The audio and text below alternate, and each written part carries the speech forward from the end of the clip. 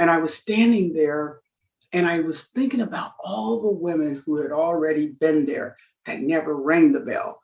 Like the women who had started companies, women who had led organizations. I thought about them. I looked back on the screen, on the Zoom, Amy Jo was on the screen. I saw my mother on Zoom with her bell, 90 years old. I'm Amy Jo Martin. Welcome to the Why Not Now show.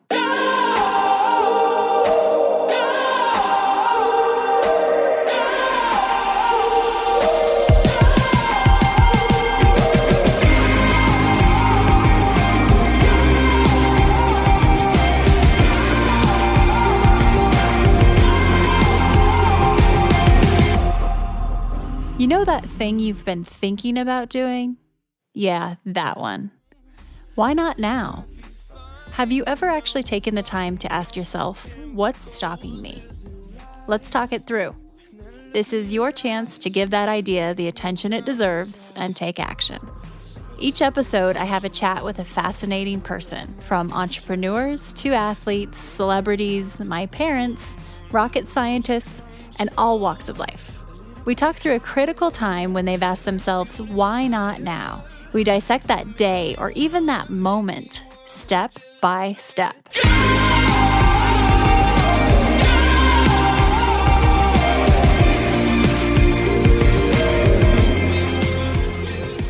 We have a powerhouse on the show today, Phyllis Newhouse. I am so excited about this conversation. Phyllis is a frientor of mine, a friend and mentor, and she has a pretty stacked resume. She is the first African-American female CEO to take a SPAC public. She is a pioneer in business, and she's the first woman to ever win an Ernst Young Entrepreneur of the Year award in the tech category. She is a veteran. She is a world-class mentor, entrepreneur, businesswoman who is really changing the game and rewriting the playbook. She's creating a new playbook that creates vehicles to accelerate women forward, not only in business, but in general. Phyllis's power enters the room before she does. And I've seen this happen in person many, many times. She is someone to study and watch and learn from.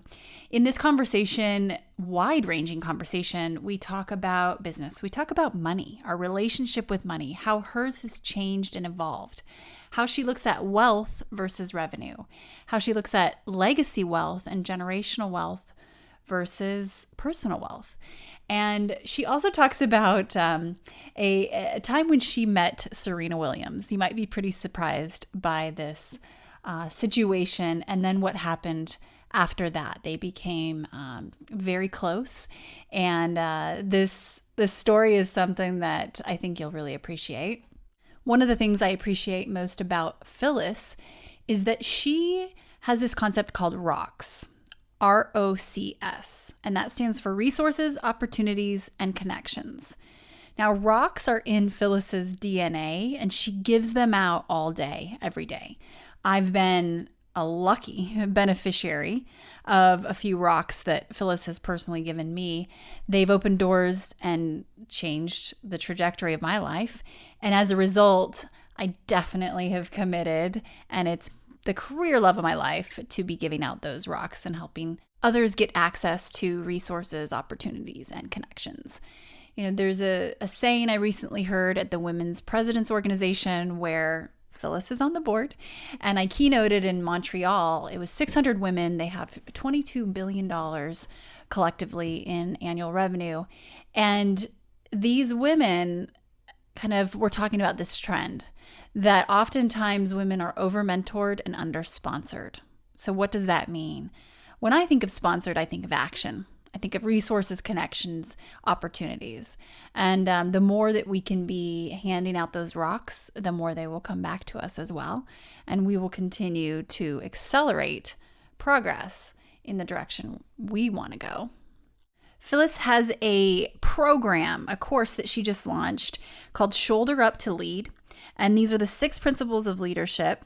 So definitely check that out. There's a link down below in the show notes.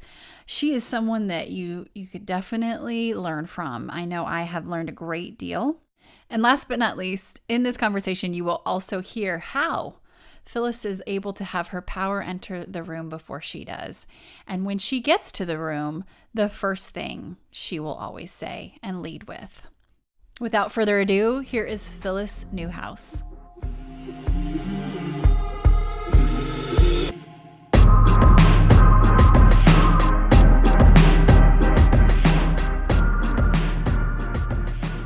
Phyllis, welcome to the Why Not Now show. Thank you for joining me. And in the spirit of Why Not Now, let's get started. All right, let's go. Can you tell me about a time when you had a big decision to make and you had to ask yourself, why not now? We'll dissect that day, minute, hour, season, and look at how you hopped that delta from idea to action and kind of reverse engineer what happened.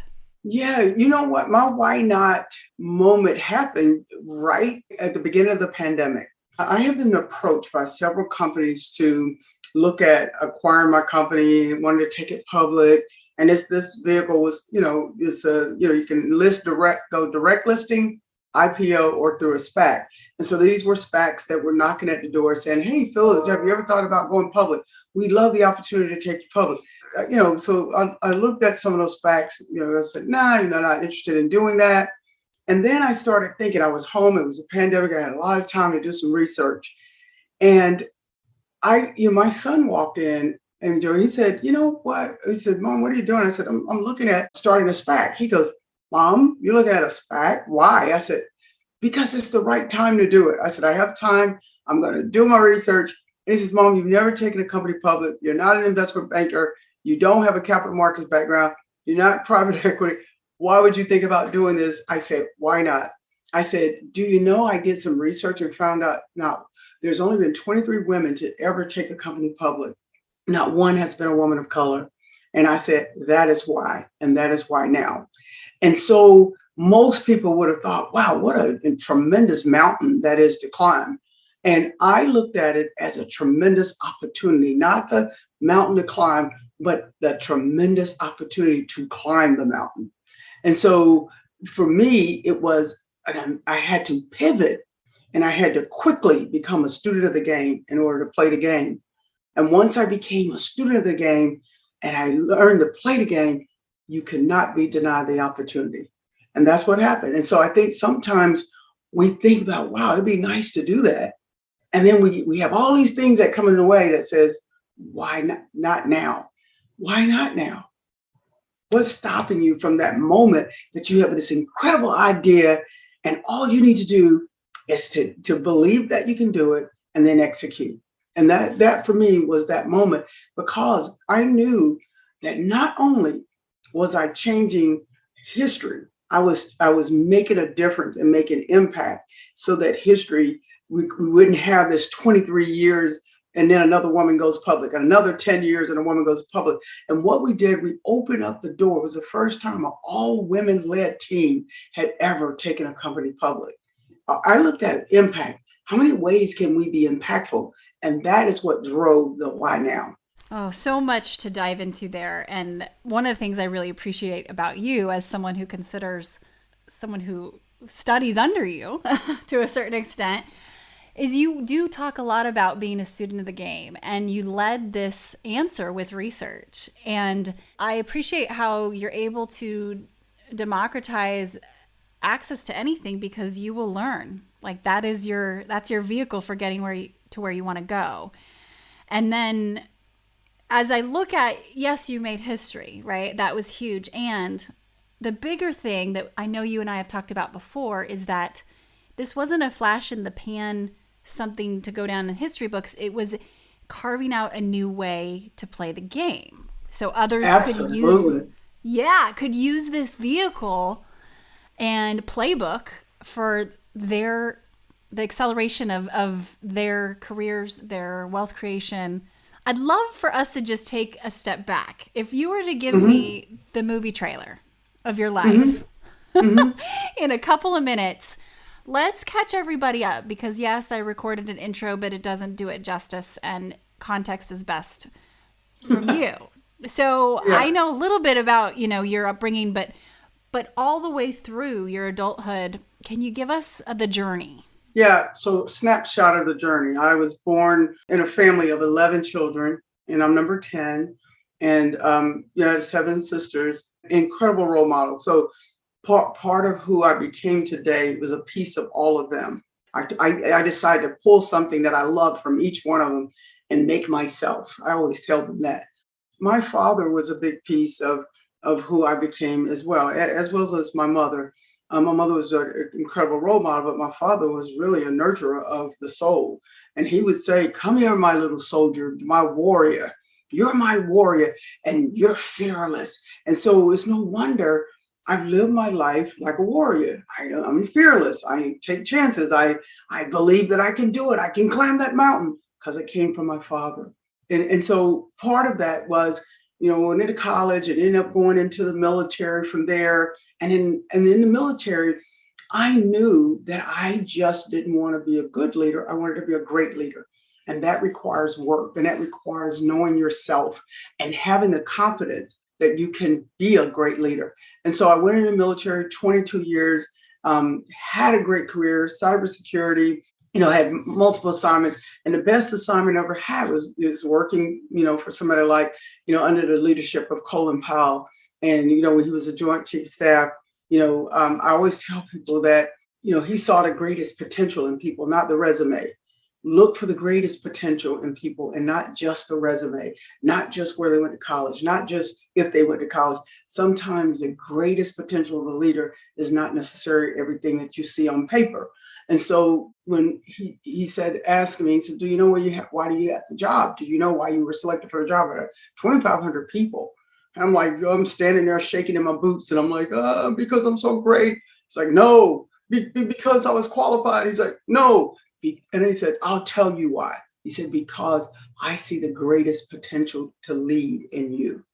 That has stayed with me all my life, to have somebody tell me they saw the greatest potential in me. And so, anyway, as I fast forward my military career, because I led at the highest level.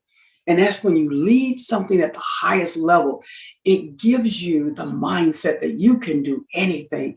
So, girl, I got out of the military. I was like, girl, I'm getting ready to start a business. It's going to be successful. I'm going to knock it out of the park. I'm going to grow this thing. And I came out and I created this vision board. And I would tell you, within 3 years, everything on that vision board came true, because I believe it. I saw the vision, and I knew that I could bring everything I had done in my life to be present with me for the future. And I was able to do that in such a way that things happened, and I believed, and I developed a team, and I realized that I needed people that had extraordinary value cards that I didn't have. And pulling that team together, is the company grew in scale because of the quality of team I was able to build, not because I was doing all this work. I mean, I attribute all of the success that Extreme Solution has had to the great leaders that have been on this journey with us. And so I started the company 22 years, 20 years in business, and then I pivot. And then I started doing SPACs, and then I started working on legacy. So I've gone through many chapters of my life now, from learning to earning to returning. And that's just where I am on that life journey. So good. So good. So I love this, really focusing on the greatest potential to lead, and that word potential. When you were standing, ringing the bell, and here you are, the first woman of color taking a SPAC public on the New York Stock Exchange. What was your goal in that moment? So my mom is 90 years old. And I remember she was sitting in this very room watching me work one day. She was visiting me from North Carolina. I'm in Atlanta, and she was visiting me. And I remember getting off the call. I had just started rallying up the troops and calling people. And now, Imogen, I have to tell you, we took a company public, and none of the women had ever met each other to the day we stepped out on the podium to ring the bell. And that's what women can do when they leverage together. And how many women, by the way, were there? 25. 25. 25 women, yeah. And so Isabel and I, it just was remarkable that we had never met, and we we bought a company for $2 billion and took it public, raised $250 million in 2 days on Zoom. So we were just like, and I said, I used to tease her all the time. I was like, girl, we're killing it. And she was like, it is just amazing that we just met 2 months ago. So we took a company public. But anyway, I stepped out on that stage that day, and my son was there, and he was standing out on the podium. I was walking out to ring the bell, and I got so overwhelmed with joy, gratitude, faith, everything about my being had walked out on the stage before I even got there. And I was standing there, and I was thinking about all the women who had already been there that never rang the bell. Like the women who had started companies, women who had led organizations. I thought about those. I looked back on the screen, on the Zoom, Amy Jo was on the screen. I saw my mother on Zoom with her bell, 90 years old. I saw Isabel's daughter, 4 years old, ringing the bell. I saw my mentor who had a $4 billion company who had coached and advised and mentored me along the way. I saw one of my military leaders who inspired me she always used to say, operating your greatness. She was ringing the bell. I saw a group of military women at the Pentagon ringing the bell. And for me, it was symbolic of women coming together and leveraging everything we have to do something that would be impactful, not just game changing, but life changing. And so that's what I was feeling when I stepped out on the stage. And when we rang the bell, there was a sense of gratitude and joy that just came all over me. And I remember looking at Isabel, and we grabbed hands and we were holding hands. Now, what was so important to me in that moment is that, Isabel, a woman, she used to tell me, I'm a white privileged woman who had everything.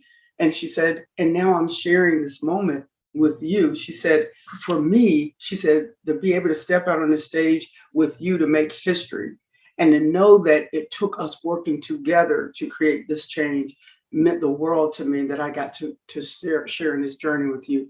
So that was a lot of emotions that we had when we stepped down on that floor, because we knew we were making history and making change. It's huge to hand someone the manual too, like to be able to say, oh, this isn't about me per se. This is seen as believing. And by the way, here's one version of the playbook that didn't exist before that actually works. And so it's, I can just picture, 4-year-old, your mom who's 91, and the power in that moment.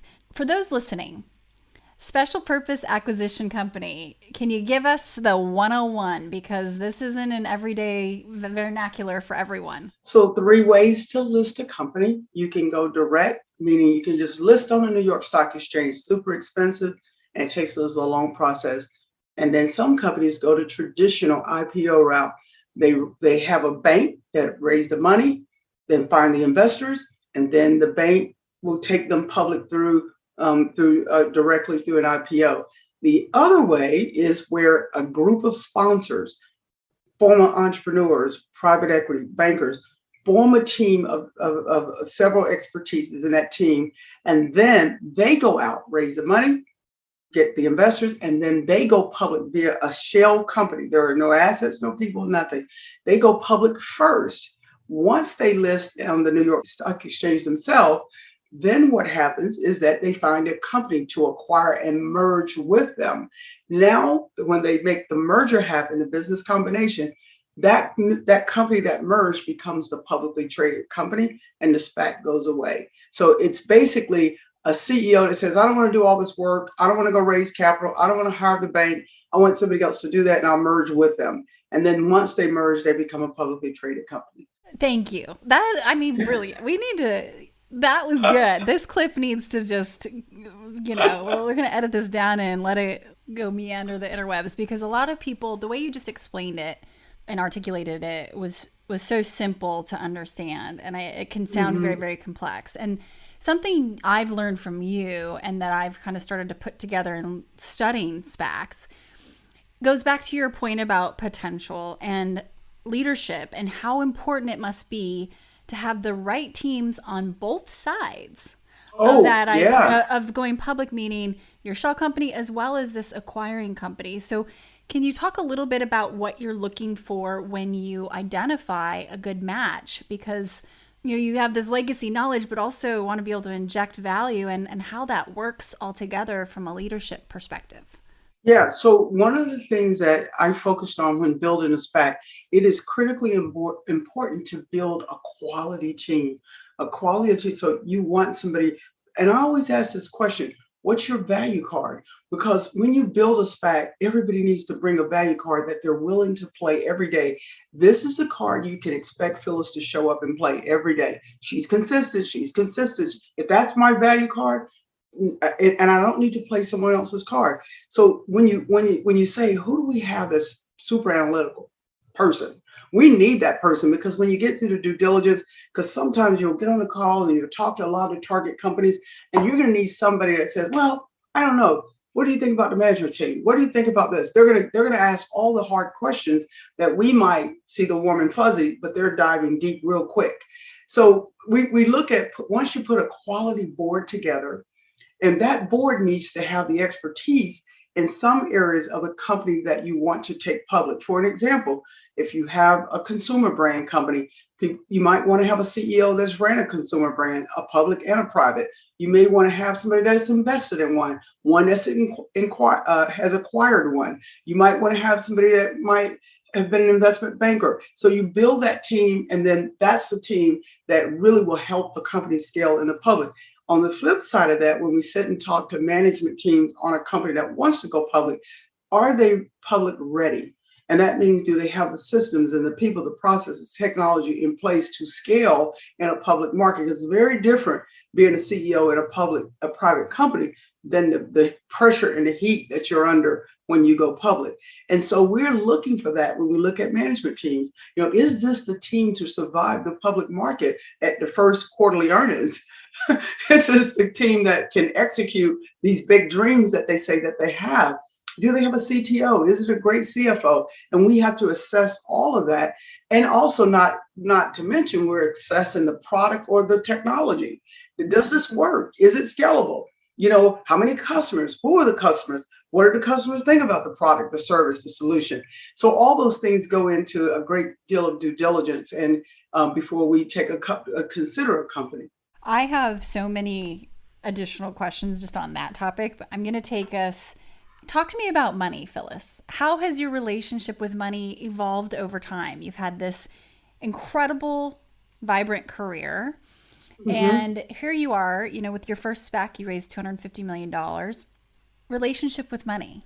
Any thoughts Yeah. there? Yeah, it's amazing the journey I've had with understanding and learning how to respect the dollar.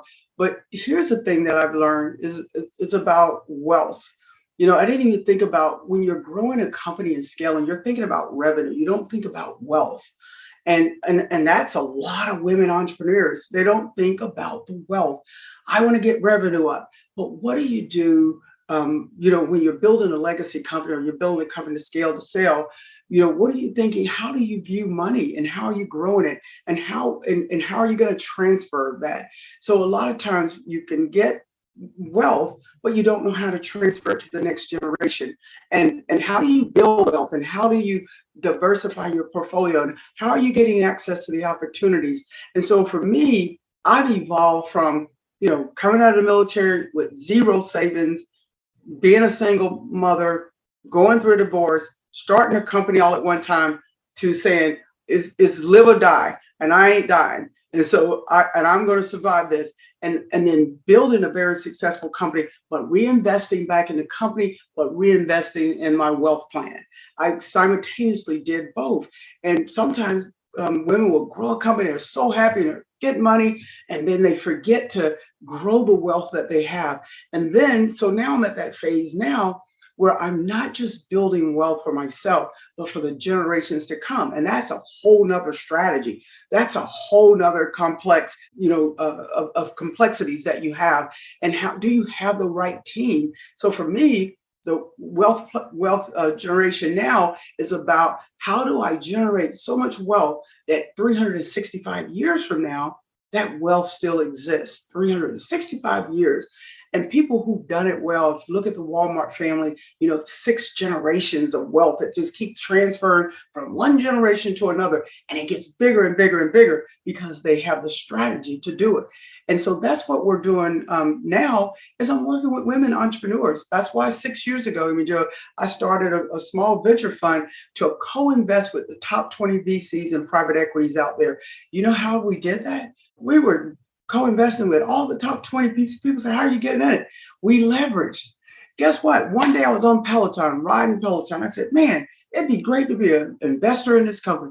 So I called Serena Williams. I said, hey, do you like Peloton? She said, yeah. I said, well, then we need to find a way to get in the deal. I said, and she said, I know the CEO of Peloton. I said, then call them and tell them that women want to invest in their next round. They don't let us in. We're going to cancel our subscription. Guess why that was so powerful? 83% of the subscription holders were all women. And guess who were buying those bikes and those treadmills?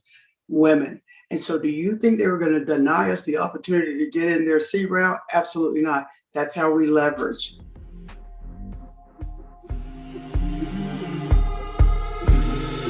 We're going to take a quick break and we'll be right back. Hi, everyone. If you are digging this podcast, please do us a favor and subscribe, rate, and review on iTunes. It just takes a moment and it means a ton to us. I love the point of view of wealth and legacy and generations as a concept versus just revenue and even profitability. So you talk, I'm going to get back to Serena in a second because there's a good story in there that I can't wait to ask you. You're known for ROCs, right? Resources, opportunities, and connections. And you walk the talk. You are handing out ROCs all day, every day. And I have been a beneficiary of those ROCs, right? And it's instilled in wanting to continue to pay that forward. Resources, opportunities, connections, kicking those doors open and helping. There's something that you inspired me to do, and I haven't had a chance to tell you about this, but I want to. So with Renegade, we just created our first SPV, special purpose vehicle. And there are some Renegades that first time, angel investors, but they want in and they've got the, financial capacity to do it. So what we did, I'm on the board of a company that's stealth at the moment, but we'll learn about it very, very soon when we go to market, that's creating AI around IVF. And it's incredible. I invested last year. The company has opened up a round pre-Series A for Renegades. And here we are, pull our money together, and we have the biggest seat on the cap table now. And it's like these women are just after it and ready to go. And the reason I bring that up is that nobody really sat me down and said, this is how this works, right? Yeah. You have to ask questions and you have to look for cues of people who might show some interest. And I know a lot of people did that for me a dozen years ago. I'm grateful to have investor mentors. But sometimes we have to look for those people because they may not even know yet that they have the questions. And I really appreciate how much you pop into my mind daily when I think about ROCs and inviting more women on seats on the cap table, right? Let's get them there. Right. And the other, what's so important about what you did, you offered women the opportunity to begin to build. When you think of giving there's so many deals that I would sometimes just won't do a deal if an SPV model is not applicable. They say, well, we can't let, you have to be the only one. I said, well, I'm not going to do the deal. I have a tribe of people that are coming with me, and it's for the whole tribe or nothing at all. And you'd be surprised at how many deals I get in that otherwise they wouldn't use the structure. But listen, here's the thing. Women often have to use group economics to get in larger deals.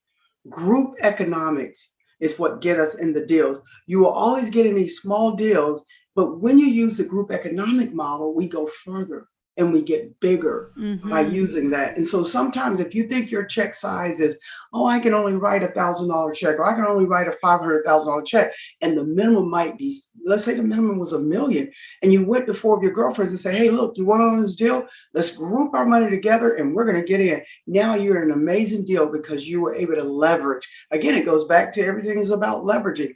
Who are you leveraging with? and what do you have to leverage? So if we use that model and we think about that all the time, ask that question.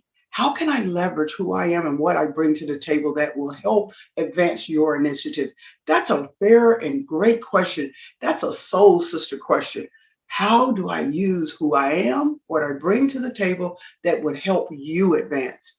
Isn't that powerful? So powerful. And it ties back to value card, which is the concept you touched on. Everybody has value card, right? It's identifying, knowing it, and using the sucker, right? Like you bring it every time you show up.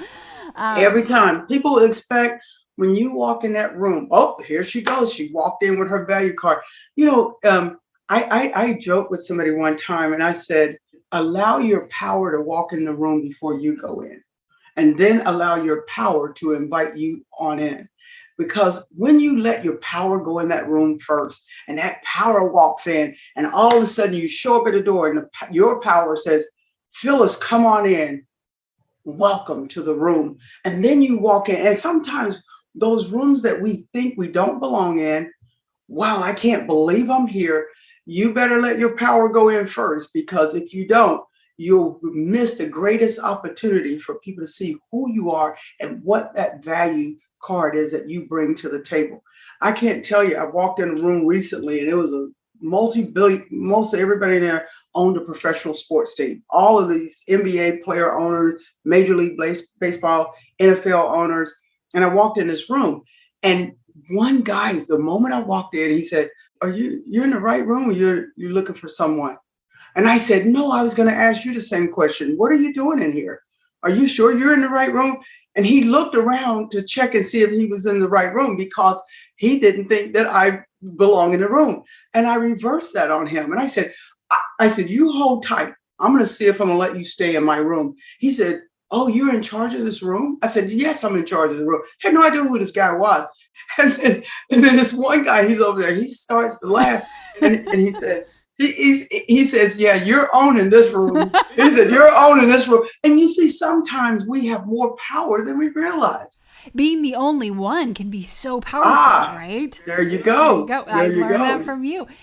Okay, so I have to read you this quote because I recently read it, and it ties back into rock. And then we're going to switch over to the Serena Williams story. So this is the quote. And I believe the power of ask is so key in terms of, and it goes along the lines of being a student of the game and learning. The quote is, if there's anything in your wanting which is within my power to give, do not fail to let me know it. And that is by Abe Lincoln. And he would say that to his team. And that was fascinating for me to read, because I thought, wow, he is empowering them to ask for his help. And he realizes how powerful they will be as a group if he can unlock access to his guidance. And so my point is that rocks go both ways. We have to ask and we have to give, and both, it's not a one-way street, right? Right. Think about somebody walked in and you said, wow, you're sitting there pondering over your business, why it can't scale. You've had you've had a setback in the business, and you're sitting there and you say, gosh, if I just had this connection to Amazon, if I knew somebody at Delta Airlines, if I knew da. And all of a sudden you walk in and Phyllis walks in and said, how do I support you on the next leg? Man, it'd be nice to, do you know anyone at Amazon? Or what if Phyllis walked in that room and said, I understood the problem. I said, hey, listen, here's what I want to do. I want to make an amazing connection for you to someone I'm very connected with at Amazon and Delta Airlines. Can I make that connection for you? That one connection could have changed the trajectory of that business, her life. Sometimes we have an opportunity. Listen, I had a young woman that was looking to get into government contracting. And I said, you know what? I'm going to give you a shot at being a sub on my contract. And that subcontract was $5 million. This was somebody who was doing $100,000. One opportunity changed her whole business. And then sometimes it's a resource. Listen, let me hook you up with someone at Citibank. Let me hook you up with somebody at Bank of America. Listen, you can get a line of credit here. You see, those are the little things that I'm talking about every single day. As you said, I'm passing out those rocks. rocks, resources, opportunities, connection. We all have them and we all can give them away, because the more you give, the more that keeps dropping in your bag every day. You're getting 20 more rocks that you didn't have yesterday because you gave 10 away. We're going to fill that bag up. And you have to look at it from that perspective. Reach out to somebody and say, how do I support you? Here's a word that I don't use, not that often. I don't use the word help because it's very different than support. If I say to a woman, how do I support you? That's very deep. That says I'm all in, I'm rolling up my sleeves, I'm here for the long haul. If I say, how can I help you? I'm going to check that box and I'm out of here. But help, the support says I'm in for the long haul. And let me give you an example of that, Amy Jo. It's like if I call you and said, hey, will you introduce me to X? And they said, yeah, they'll send you a text message and say, hey, I'm going to introduce you to Phyllis. And they're gone. That's what you asked for. You asked for help. They introduce you. But if I say, hey, will you support me? I'm trying to get an introduction to X. And they say, hey, listen, let me get a Zoom call with the three of us. And then next week they follow up and say, hey, Phyllis, how's that going? How's the relationship? What can I do to support? And they see the whole process evolve into what they know you want it to be. That's the difference between asking for help and support. Support is all in, all in. I'm going all in with you. So good. So good. All right. Tell me about the first time you met Serena Williams. We were both tagged to speak at this event. We were doing a fireside chat. And I was in the green room, got there a little early, and I was sitting on my iPad, and I hear this whole entourage of people come in. And from the glance, I could see her coming in. And so about 5 minutes after they got settled, her assistant came over and she said, you can come over and meet Serena in a few minutes, because it'd be nice that you guys have met before she goes on the stage. And I turned around and said, no, Serena can come and meet me in 13 minutes. And she said, excuse me? I said, yeah, she can come over and meet me in 13 minutes. She said, okay. So she looks at her watch, she walks back over. And I could see her over there telling Serena from the corner of my eye, I could see her. And then about 5 minutes later, she comes back again. And this time I don't even turn around and look. And she says, hey, I was going to take you over so you could meet Serena because you guys are getting close to go on the stage. I said, oh, you came back too early. You can bring her back right at where I was telling you 13 minutes. So she leaves. This time she goes back over. She tells Serena, she's got this, Serena's over there like, what? I'm like, who is this, right? So finally, right at the 13-minute mark, the girl comes back over with Serena. And I don't even get up. I don't even get out of my seat. So she says, I turn around to her. I said, yes. She said, excuse me? I said, yes. She said, I was hoping that we could meet before we're going to stage. I said, okay, you are? She said, excuse me? She said, you are? I said, yeah. She said, Serena? I said, Serena, do you have a last name? She said, Serena Williams. I said, I said, who are you? She said, who am I? She's like, I'm Serena Williams, the greatest tennis player of all time. I mean, you got to know Serena. So I was like, okay, Serena Williams, the greatest tennis player of all times. Who are you? She said, is this like a trick? I was like, no. I'm asking who you are, not what you do. I said, because when you walk out on that stage, no one cares what you do. They're not going to play tennis with you. I'm never going to play around with tennis with you. Are you kidding me? Who are you? I said, let me tease you for this moment and tell you who I am. And she was looking at me like, just like totally like, I said, I'm Phyllis Newhouse. I said, you know what? I'm a mother. I said, I'm a friend. I'm a sister. I'm a nurturer. I'm a leader. And I went on down the road. I said, and I just happen to be a CEO. I said, never lead with what you do, but lead with who you are, because that is what will connect us, not what you do. I am not a tennis player, so I am not connected to tennis. She stepped back. Tears started to come. She said, can we hug? Like, you have no idea. She said, and she hugged me for a very long time. So I felt the core of her soul saying, she was struggling with that imposter syndrome because she was walking on a stage. This was her first time walking out as an investor and talking to the whole room of investors. And she was not yet comfortable with that role. And so she felt And then she said, oh, and then I read your bio in the cybersecurity, Pentagon, entrepreneur. And she said, it was just enough to say, look, let me get to know this woman for 5 minutes so I don't feel so intimidated. This is what she told me standing there while she had tears.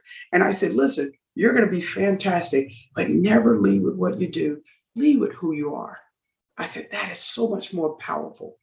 So when we got out on the stage, she stopped. People were applauding, they were standing up, they were screaming. And she said, stop.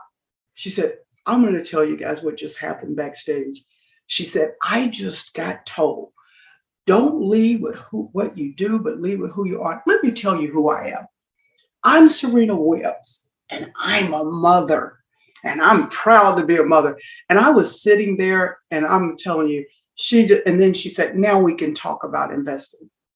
You see, she had to level set her, what she was feeling was that imposter syndrome. And she needed to just level set and say, hey, I'm qualified to be on that stage. I mean, and it is not about what I do, but it is who I am. I'm qualified to do this because of who I am, not what I do. So that's how we met. I just talked to her today and I was saying, wow, look at you. And you have just become one hell of an investor. I'm just fast forwarding where we are today. And she said, I never forget that day. And now she said, Phyllis, I don't focus on what I do so much, but my ability to do what I do. So powerful. Thank you for sharing that. I just share the who and the why and transcend that what. The what will come through, but that's where the real connection, that's when it happens. Absolutely. Okay, so I have a few rapid fire questions for you if you're game. Yes. When you hear the word renegade, who pops into mind? My mother. Love it. Love it. And how do you invest in yourself, Phyllis? I invest in myself by quality time, giving myself back time and giving myself permission to have that quality time.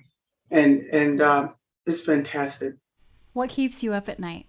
The things that keep me up at night has more to do with when I look at the things like George Floyd and all the things that happen, and I have to tell you, I have a young son, is obviously is an African-American 25-year-old in this country. I constantly stress about the way the world is and how that's going to impact our generation to come if we don't fix that problem with the racial line, and we still so black and white in this country. And I think that all of us have a part to do. Every single one of us have a part to try to make this a better place. So those, I used to say cyber and attacking and all these things. But as I got to live longer and start raising a son who's black in America, those things change quickly as I look at the way the world is today. And so if I had to say, really the work that needs to be done around that is what keeps me up. Mm-hmm. And final question here, actually one more. Top pitch tip. You're presenting something, you're trying to sell something, you're trying to raise money, you're trying to buy something. Do you have a go-to pitch tip? Yeah, you know what? It's funny. When we raised $300 million, like we literally, it is a funny story. I'm gonna tell it really quick. Oh, go for it. So we was raising money, and I had all guys that was gonna pick up on the first SPAC. Isabel and I raised $250 million, and she was terrified to do this, but I loved it. I like it. So I get on it. So we had 40 investors, all white males, not one woman, nothing, for 2 days. So we're going through our little thing, and I have there's 3 guys, and one of the guys says, listen, they're going through all of this. This got to be perfect. This got to be the pitch, and I'm not listening to any of it. Like, I'm so tuned out. So I'm leading the pitch, and I said, one of the guys says, he said, listen, I'm going to tell you how this is going to work. We're going to get on Zoom. We're going to get into that pitch, and these guys are not going to want to hear anything that we have to say. All they're going to want to do is talk to Phyllis. The moment she starts telling her background, and the moment that she says, I'm not going to tell you who I am, but I'm not going to tell you what I do, but I'm going to tell you who I am, and you can figure out the rest. That's how she starts this pitch out. So the guy said, oh, no, we got to do this. We need to say this. We need to say this. So the first Zoom call we get on, we get on the camera, it's about 5 guys from this private equity firm. And one of the guys go, oh my God, it's Phyllis. He said, we invested in your last round. And we were so happy to hear it was you. And then he says to the guy, I don't care about the rest of y'all. We just want to talk to Phyllis. He said, because she's a badass. She always says, I'm going to tell you who I am and not what I do. And that, and then we got on 3 more calls. And the guy said, oh, I remember you. You told us who you are, not what you do. That became the pitch.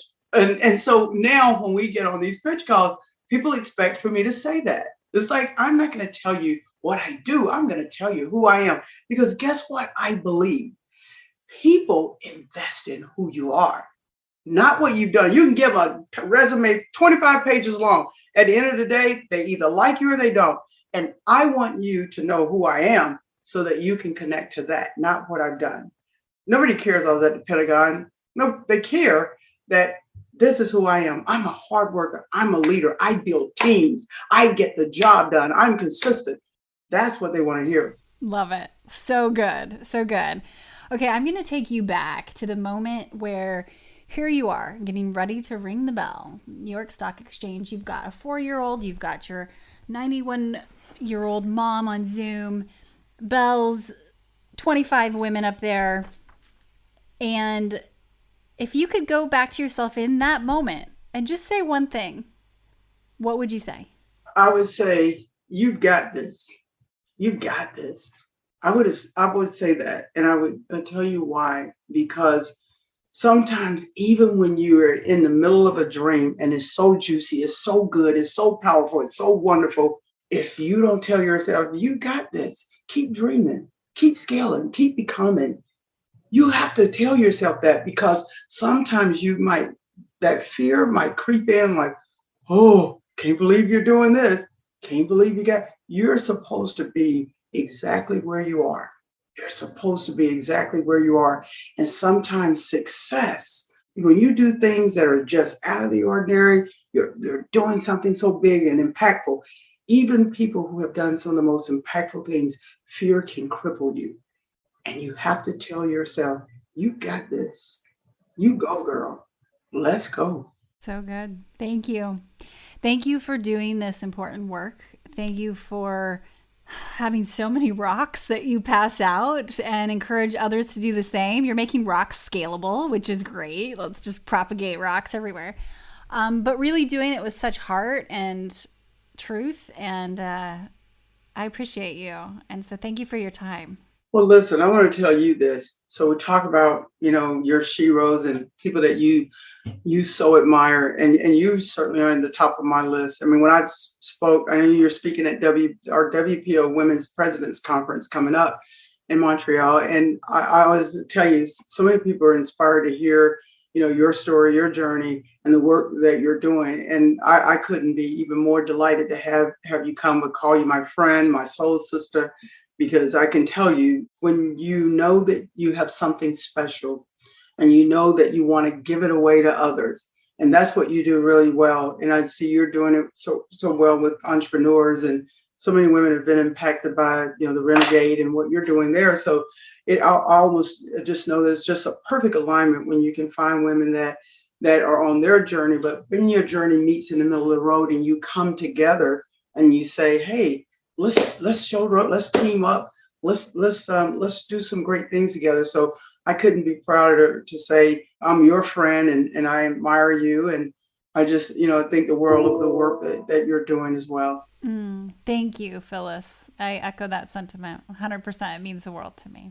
Let's talk about what's next, and I want also for everyone to learn where they can follow as well. And this is in the show notes, so listen up or click right below where you clicked into this podcast. All right. Well, I just launched a course, and you can go to Shoulder Up to the number 2 Lead, LEAD, Shoulder Up to Lead. So that course, we actually have it out there. It launched today. So it's and it's the 6 principles of leadership, what I've learned along my journey. And I give you those 6 principles. Then I test you on those principles, and then I give you some funny stories behind each one of those principles and why I chose them.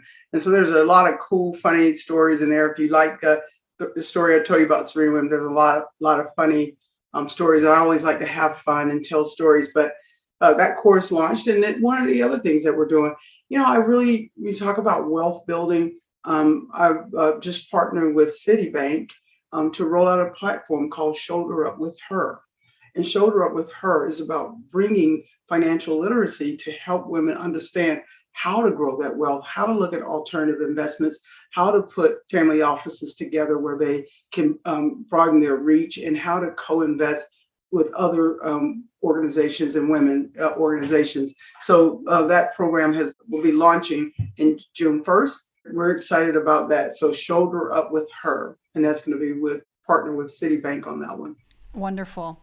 All right. So we have Shoulder Up to Lead, and that's the number 2. And we also have Shoulder Up with Her with Citibank. So the course, the 6 Principles of Leadership, launched today, shoulderuptolead.com.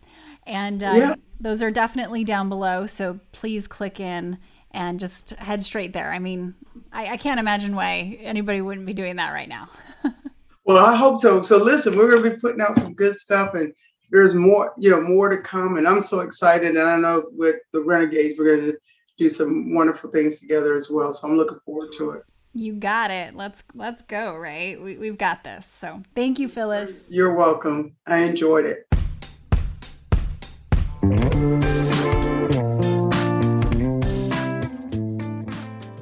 Hey everyone, thanks for listening to the show.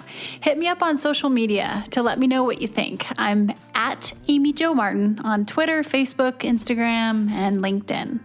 And I want to hear your Why Not Now moments so I can share them on the show. Just send me a note to whynotnow@amyjomartin.com. For show notes and other offers, you can visit amyjomartin.com/whynotnow. And while you're there, don't forget to sign up for my email newsletter for exclusive content and announcements. A big thanks to Rock Salt Music for all of the tunes by the talented John Coggins. And of course, a hat tip to Richard Brewer for editing and producing the show. I'll see you next time. And until then, why not now?